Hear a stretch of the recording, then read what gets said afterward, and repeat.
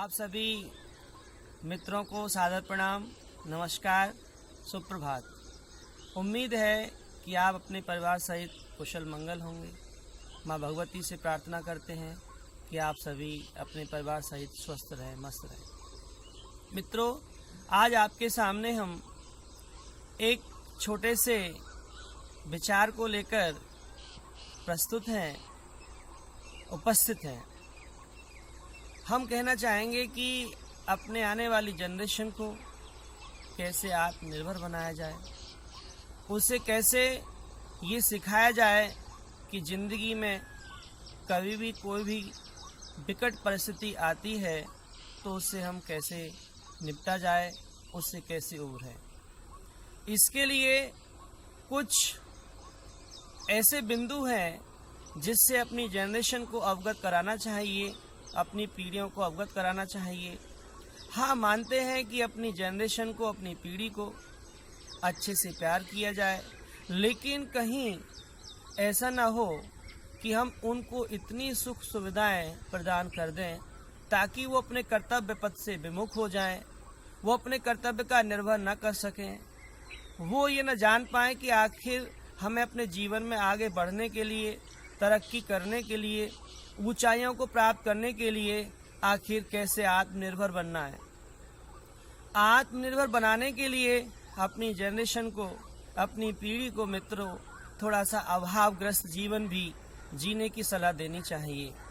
जब वो अभावग्रस्त जीवन में अपना लाइफ को, अपने जीवन को निर्वह करेंगे तो उस स्थिति में वो ये महसूस करेंगे कि हमें कुछ करना चाहिए, आगे बढ़ने के लिए हमें मेहनत करनी पड़ेगी, कुछ नया करने के लिए कुछ नया करना पड़ेगा।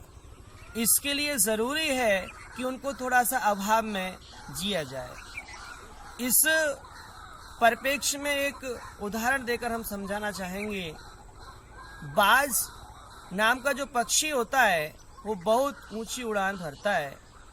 उसका जो मादा पक्षी होता है, जब वो अपने बच्चे को जन्म देता है तो जन्म देने के कुछ समय के बाद वह अपने बच्चे को आत्मनिर्भर बनाने के लिए और किसी भी गंभीर या विकट परिस्थिति से उबरने के लिए वो उसे आत्मनिर्भर बनाना चाहता है, वो उसे मजबूत बनाना चाहता है। उसके लिए जब जन्म देने के कुछ समय के बाद वो मादा पक्षी उस अपने बच्चे को अपने पंजों में भरकर और एक लंबी उड़ान के लिए उड़ जाता है। और लंबी उड़ान के उड़ जाने के बाद करीब 300 किलोमीटर जाने के बाद उस बच्चे को वो ऊपर से छोड़ देता है पंजों में से। धीरे धीरे वो बच्चा नीचे आता है। वो मादा पक्षी उस बच्चे के ऊपर चलता रहता है, उसकी छत्र छाया के लिए कि कहीं इसको समस्या आए तो मैं उसको उबारने की कोशिश करूं। धीरे धीरे बच्चे के पंख खुलना शुरू हो जाते हैं, लेकिन वो अभी उड़ने की स्थिति में नहीं होता है। और नीचे आता है, पंखों में और जान आती है, और नीचे आता है, पंखों में और जान आती है।